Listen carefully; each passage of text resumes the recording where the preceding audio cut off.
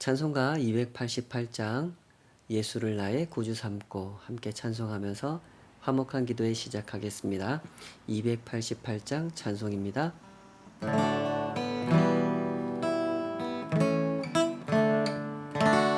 예수를 나의 구주 삼고 성령과 피로써 거듭나니 이 세상에서 내 영혼이 하늘의 영광 누리도다. 이것이 나의 간증이요 이것이 나의 찬송일세. 나 사는 동안 끊임없이 구주를 찬송하리로다. 온전히 주께 맡긴 내 영 사랑의 음성을 듣는 중에 천사들 왕래하는 것과 하늘의 영광 누리도다. 이것이 나의 간증이요 이것이 나의 찬송일세. 나 사는 동안 끊임없이 구주를 찬송하리로다. 주 안에 기쁨 누림으로 마음의 풍랑이 잔잔하니 세상과 나는 간 곳 없고 구속한 주만 보이도다.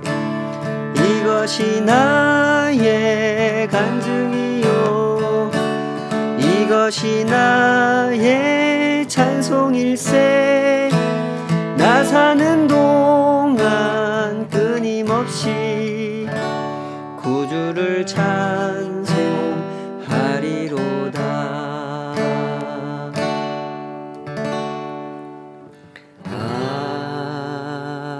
아멘. 아버지 하나님, 주님을 경배합니다. 우리를 붙잡아 주시옵소서. 주께서 이루신 구원, 그 깊고도 넓으신 사랑과 은혜를 주여 우리가 헤아릴 수 있게 하여 주시옵소서. 날마다 더욱 신실하게, 날마다 더욱 생생하게 그 구원의 높이와 넓이를 알아가게 하시고 체험해 가게 하시고 올바로 증거할 수 있도록 우리를 붙잡아 주시옵소서. 그 은혜 앞에 오늘도 우리가 엎드려오니 주의 말씀을 들려주시고 그 말씀을 깨닫는 자 되게 하시고 그 말씀에 사로잡힌 자 되도록 주여 우리를 인도하여 주시옵소서. 예수님의 이름으로 기도하옵나이다. 아멘. 레위기 25장 39절에서 55절까지 오늘 주신 말씀으로 엄하게 부리지 말고 하나님을 경외하라, 이런 제목으로 함께 하나님 말씀 헤아려 보도록 하겠습니다. 레위기 25장은 안식년과 희년에 대한 말씀입니다. 성경 전체에서 볼 때 이 대목은 대단히 중요한 부분 중에서 중요한 부분이라고 할 수 있는 본문이죠. 하나님께서 궁극적으로 이루시고자 하신 것이 무엇인지 그것을 보여주시는 말씀이기 때문에 그 중요성은 언제나 강조되고 있는 것입니다. 안식년과 희년이라고 하는 것은 고대 사회에서 그리고 지금 우리가 살아가는 시대 속에서도 유래를 찾아보기가 어려운 아주 독특한 제도입니다. 이런 법을 제정한 나라도 없었고 이런 법을 실행한 나라도 없었죠. 이스라엘 백성들에게 있어서 안식년과 희년이란 그저 개념으로만 존재하는 법이 아니라 일상 속에서 실천하도록 주어진 법이었습니다. 하나님께서 이 모든 것의 주인이시다. 땅도 사람도 세상에 존재하는 그 모든 것도 전부 다 하나님의 것이다 라는 믿음을 가진 사람들만 이 법을 받아들이고 순종할 수 있는 그런 법이죠. 그래서 더더욱 특이한 법이 이 법입니다. 자, 지금 레위기에서 계속해서 강조하는 말씀이 무엇인 것 같습니까? 하나님께서 이 나라의 왕이고 이 나라의 주인이시다라는 겁니다. 이 나라가 어떤 나라죠? 하나님이 구원하신 이 이스라엘 백성들을 데리고 세우실 나라. 이 나라는 이미 시작했다고 할 수 있는 그런 나라죠. 하나님은 이 나라의 왕이고 이 나라의 주인입니다. 그런데 이 왕이 좀 굉장히 특별한 관점을 가지고 계신 분입니다. 굉장히 특별한 생각을 가지고 계신 분이죠. 더 큰 나라를 만들고 더 부강한 나라를 만드는 데에는 관심이 없으십니다. 이 나라의 왕, 하나님께서 생각하시는 것은 회복입니다. 때문에 우리는 이런 질문을 던질 수밖에 없죠. 하나님은 왜 이런 방식으로 일을 하시는가 하는 질문을 던질 수밖에 없습니다. 그 대답은 간단하고 명료합니다. 하나님께서 이 세상에 진짜 왕이시기 때문입니다. 보통의 왕들은 전혀 하나님 같은 왕이 아닙니다. 보통의 왕들이 나라를 세우는 과정, 나라를 세우고 나면 그 다음에 나라를 통치하시는 과정, 전부 다 이런 모습이죠. 보통의 왕들은 군대를 일으켜서 나라를 세웁니다. 폭력을 사용해서 나라를 세우죠. 나라를 다스리는 과정 또한 그렇습니다. 왕은 군대를 강화시키고 군권을 확보합니다. 왕의 명령에 복종할 신하들을 갖추고 충성을 맹세하도록 시스템을 갖춰놓고 백성들에게는 세금을 걷죠. 왕들은 언제나 세금을 걷는 일에 혈안이 되어 있었습니다. 더 많은 세금을 거둘수록 더 강하게 통치할 수 있다는 믿음 때문에, 그런 계산 때문에 그랬던 거죠. 그래서 어느 나라의 역사를 보든지 세금이라고 하는 것은 언제나 백성들에게 무거운 짐이었습니다. 더 많은 세금을 거두려고 하다 보면 어떤 일이 일어나겠습니까? 당연히 더 많은 노동을 강요할 수밖에 없죠. 이것이 보통의 왕들이 통치하는 방식입니다.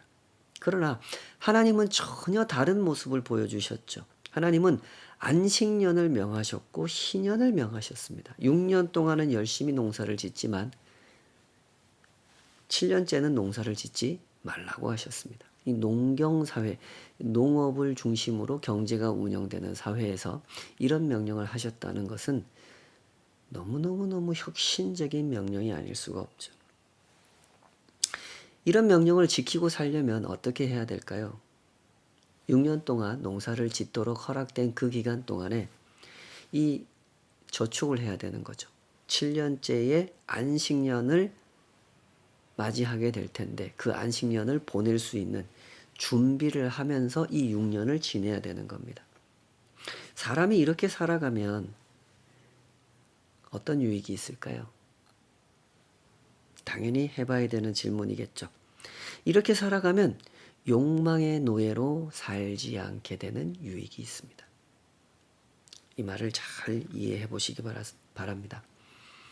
사람의 욕심이라는 것이 그렇지 않습니까? 들어갈 때 하고 나올 때 하고 마음이 다릅니다. 지금이야 이스라엘 백성들이 광야에 있으니까, 그전에는 애굽에 살았으니까, 아직 가나안 땅에 들어가기 전이니까 우리는 욕심 같은 거 없습니다. 하나님께서 땅을 주신다면 우리는 절대로 욕심 부리지 않고 살 겁니다 라고 생각하지만, 실제로 가나안 땅에 들어가서 땅을 얻게 되면 내 몫의 땅이라는 게 주어지게 되면 사람의 마음은 그때부터 본색을 드러내게 되죠. 하나님께서 맡겨주신 땅이 아니라 내 땅이라고 생각을 합니다. 하나님께서 허락해 주신 소출이라고 생각하는 것이 아니라 내가 땀 흘려 얻은 소출이라고 생각하죠. 그렇게 되면 사람은 더 많은 소유에 몰두하게 됩니다. 그러다 보니 더 많은 노동을 하려고 하는 거죠. 예수님의 비유 속에 그 부자처럼 되는 겁니다. 오래 먹을 것을 얻었으니 감사합니다 하고 살아가는 것이 아니라 더 많이 일하고 더 넓은 땅을 거져서 더 많은 소득을 내겠다. 그리고 그것을 창고에 쌓아놓고 마음 편하게 살겠다. 그렇게 생각하죠. 더 많이를 추구하면서 욕망의 노예가 되어버리는 겁니다. 이렇게 되면 사람은 하나님을 잊어버리게 됩니다. 하나님을 잊어버리게 되면 모든 것을 다 잃어버리게 되는 거죠. 내가 누구인지, 내가 왜 사는지, 무엇을 위해 사는지를 다 잃어버리게 되는 겁니다. 의미도, 가치도, 생명도, 사명도 잃어버리게 되는 거죠. 하나님께서 지금 막으시려고 하는 게 이겁니다. 하나님의 백성은 마땅히 하나님과 함께 살아가야 한단 말이죠. 하나님을 바라보면서 살아가야 됩니다. 하나님의 뜻이 어디에 있는지, 하나님께서 나와 함께 무엇을 하려고 하시는지 그것을 바라보면서 마음을 다하고 뜻을 다하고 힘을 다하여 하나님을 사랑하면서 하나님과 함께 살아가야 되는 거죠. 그러나 하나님을 잊어버린 마음, 그 마음으로는 절대로 이런 삶을 살아갈 수가 없죠. 더 많은 소출에 집착하는 욕망의 노예가 돼버리고 마는 겁니다. 실제로 우리는 그런 모습을 보면서 살아갑니다. 이미 많은 것을 소유했으나 그것을 감사하지 못하고 더 많이 갖기를 추구하는 사람들을 우리는 쉽게 볼 수 있습니다. 그런 사람들이 살아가는 세상에서 경쟁은 더욱 심화되죠. 실로 무자비하고 아주 부끄러운 모습으로 경쟁이 펼쳐집니다. 그런 경쟁이 치열한 곳에서는 더불어 함께 살아가려고 하는 모습이 보이지 않습니다. 내가 혹시 이 경쟁에서 뒤처져서 내가 사회의 약자가 되지는 않을까 두려워하는 마음으로 더욱 치열하게 태세를 갖추고 경쟁에 덤벼들죠. 그러다 보면 사람은 잔인해집니다. 사람도 잔인해지고 그 사람들이 살아가는 삶의 모습도 잔인해지죠. 때문에 희년법을 설명하는 이 맥락에서 하나님께서 하시는 말씀도 바로 이런 점을 경계하시는 겁니다. 25장 39절 너와 함께 있는 내 형제가 가난하게 되어 내게 몸이 팔리거든 너는 그를 종으로 부리지 말고 품꾼이나 동거인과 같이 함께 있게 하여 희년까지 너를 섬기게 하라. 42절 그들은 내가 애굽 땅에서 인도하여 낸 내 종들이니 종으로 팔지 말 것이라. 너는 그를 엄하게 부리지 말고 내 하나님을 경외하라. 엄하게 부리지 말고 내 하나님을 경외하라. 고대 사회는 그런 사회였죠. 실제로 이 사사기를 보면 이스라엘 백성들이 가나안에 정착한 후에도 전란을 겪게 되고 땅을 빼앗기게 되고 농사를 지어서 얻은 소출을 빼앗기게 되는 그런 일들이 많이 일어납니다. 그러면 그런 일에 직접적인 피해를 입은 사람들은 생계가 막막해지게 되죠. 그때 자기 몸을 종으로 내놓게 됩니다. 자기 몸을 팔게 되는 것이죠. 이때 다른 사람들이 그 사람을 종으로 사게 되는데 하나님께서 이런 상황이 생길 때는 이렇게 하라 하고 말씀을 하셨단 말이죠. 그를 종으로 대하지 말고 품꾼이나 동거인으로 대해줘라 그러셨습니다. 그리고 희년이 되면 풀어줘라 그랬습니다. 영원히 한번 샀으니까 끝까지 자자손손 대대로 종으로 부려먹는 것이 아니라 희년이 되면 그가 돈을 다 갚지 못했을지라도 자유케 하라는 거죠. 그를 종으로 데리고 있는 동안에는 엄하게 부리지 말고 하나님을 경외하라 그랬습니다. 엄하게 부리는 것과 하나님을 경외하는 것이 대단히 상관관계가 있다는 뜻인 거죠. 하나님 앞에서 그를 대하라는 뜻인 거죠. 하나님이 그를 어떠한 눈으로 보시는지 그 눈을 헤아려서 그 사람을 대해주라는 겁니다. 그러나 욕망의 노예가 되어버리면 사람은 잔인해집니다.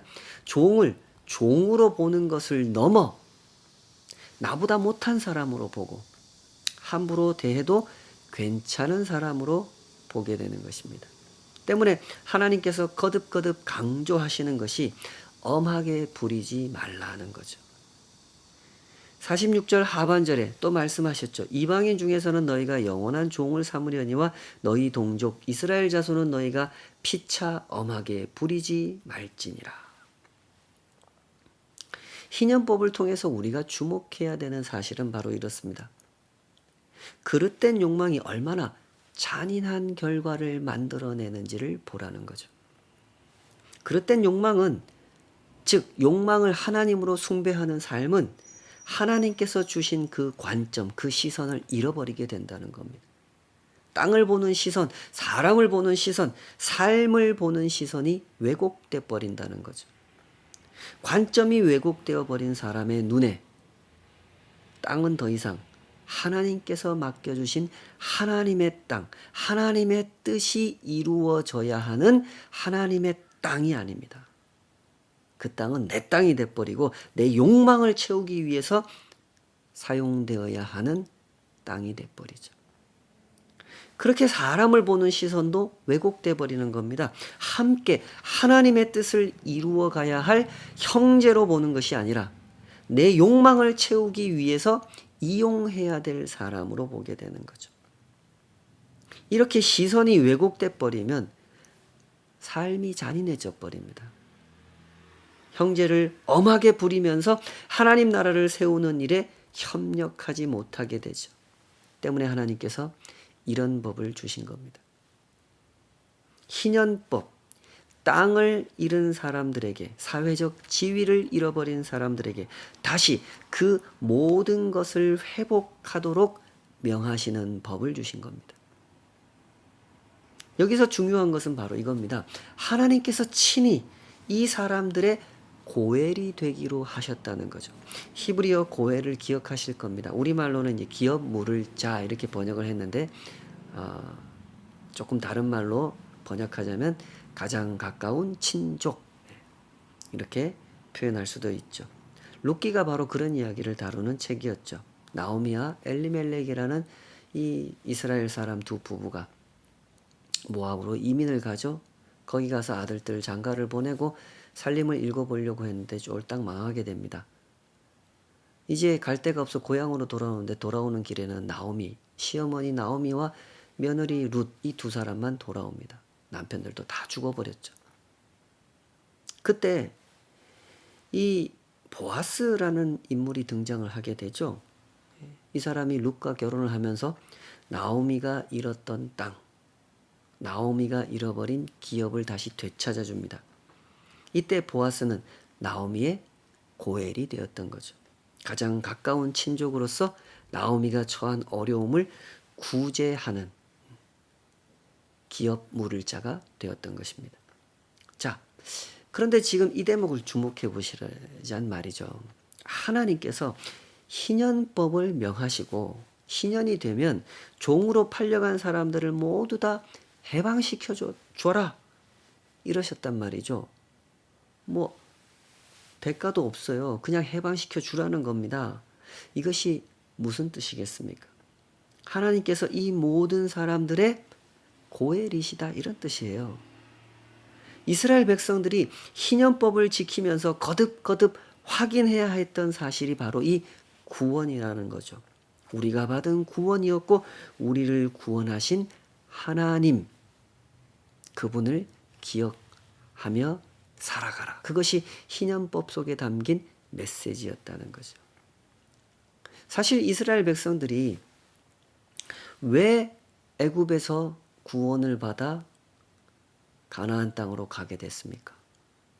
그때도 하나님이 모든 이스라엘 백성들의 고엘이 되셨기 때문에 그렇게 된 겁니다. 이 사람들에게 희년법을 명하시는 것도 마찬가지죠.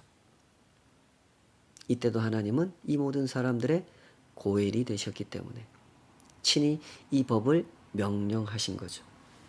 이런 사실을 강조하기 위하여 하나님은 한 가지 한 가지 그 상황에 따른 희년법을 명하실 때 그렇게 해야 되는 이유를 뒷부분에 가서 이렇게 덧붙이시지 않습니까?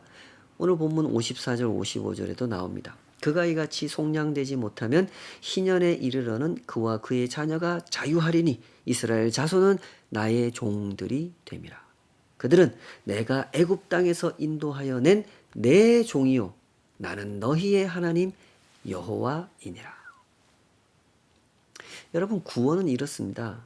하나님께서 이 백성을 구원하셨다고 하는 사건은 한 번의 이벤트로 끝나는 사건이 아닙니다.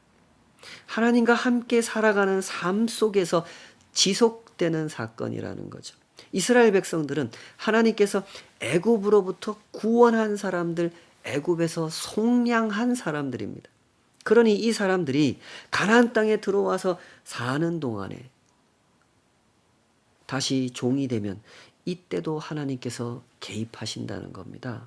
희년법을 만들어서 해방시켜 주신다는 거죠. 이런 경우는 하나님께서 친히 고엘이 되신다는 뜻이, 내 처지를 도와줄 형제도 없고 사촌도 없고 가까운 친족도 없는 사람들 그 누구도 그를 해방시켜 주려고 하지 않는 그 사람들에게 하나님께서 친히 고엘이 되신다는 거죠. 그것이 바로 이 희년법에 담긴 중요한 메시지인 겁니다. 그러므로 이 희년법을 묵상하면서 우리는 다음과 같은 사실을 잘 이해해야 합니다. 희년법은 하나님의 뜻을 하나님의 땅에서 이루어지게 하는 법이다라는 거죠. 하나님께서는 처음부터 이런 그림을 가지고 계셨던 겁니다. 이스라엘 백성들을 구원하여 가나안 땅으로 옮겨 놓으려고 하신 것은 제사장 나라를 세우려고 하신 것이었죠. 하나님께서 통치하시는 나라, 그 나라는 이렇게 아름다운 나라구나. 참된 해방과 참된 자유를 맛보게 되는 나라구나 하는 것을 보여주는 나라, 제사장 나라로 세우려고 하신 거죠. 여기서 우리가 꼭 놓치지 말아야 하는 사실은 바로 이렇습니다. 하나님께서 세우려고 하신 나라는 참된 해방을 맛보는 나라고 참된 자유를 누리게 하는 나라며 우리의 필요는 오직 하나님께서 공급해 주신다는 것을 믿음으로 안식년을 지키고 희년을 지키는 나라라는 거죠. 참된 해방이 무엇이고 참된 자유가 무엇입니까? 그것은 죄로부터의 자유를 말하는 것입니다. 내가 나의 하나님이 되어 욕망의 노예로 살아가는 삶으로부터의 해방. 하나님의 뜻을 이루기 위하여 그 일하심에 참여하는 자유. 안식년을 지키고 희년을 지키는 자유. 하나님께서 나를 자유케 하셨음을 알고 다른 사람에게도 그 자유를 나누어 주는 자유. 그것이 참된 해방이고 참된 자유란 말이죠. 하나님의 구원이란 이렇습니다. 애굽을 탈출하는 것이 구원의 완성이 아닙니다. 출애굽은 구원의 서막이 열린 것일 뿐입니다. 구원의 실제가 드러나고 확인되는 것은 가나안 땅에 들어가서 나타날 것입니다. 아, 하나님께서 세우려고 하시는 나라는 이런 나라구나. 하나님의 구원은 이토록 아름다운 계획 속에 전개되는 사건, 일상의 평등과 평화와 자유와 해방이구나. 우리에게 안식년을 명하시고 희년을 명하신 것은 하나님의 구원이 얼마나 아름다운 해방과 자유를 이루어지게 하시는 것인지 그것을 맛보게 하려는 뜻이구나 하고 하나님의 나라를 이해한 사람들, 하나님의 나라를 사모하는 사람들이 하나님께서 하시는 일에 참여하여 하나하나 이루어가는 과정들, 그것이 참된 구원을 경험하는 삶이라는 거죠. 그러므로 이 말씀을 잘 이해하고 이 말씀을 잘 묵상하며 이 복된 일에 참여하는 우리가 되었으면 좋겠습니다. 세상에는 실로 묶여있는 사람들이 참 많습니다. 욕망의 지배 아래에 묶여 사는 사람들, 거짓된 신의 지배 아래 묶여 사는 사람들이 많죠.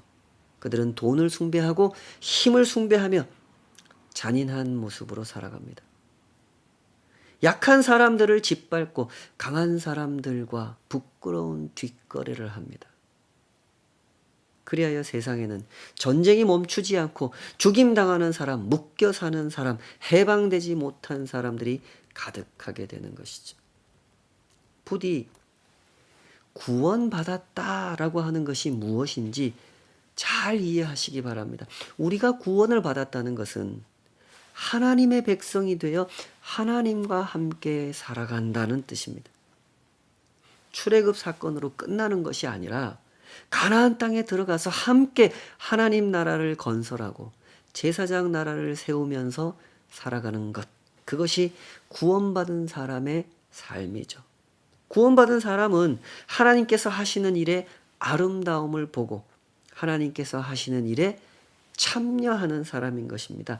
내가 먼저 그 참된 해방, 참된 자유를 경험함으로써 다른 사람에게도 이런 해방과 자유가 필요하다는 것을 알고 이 해방을 전하는 것, 그것이 구원받은 사람이 살아가는 삶인 것이죠.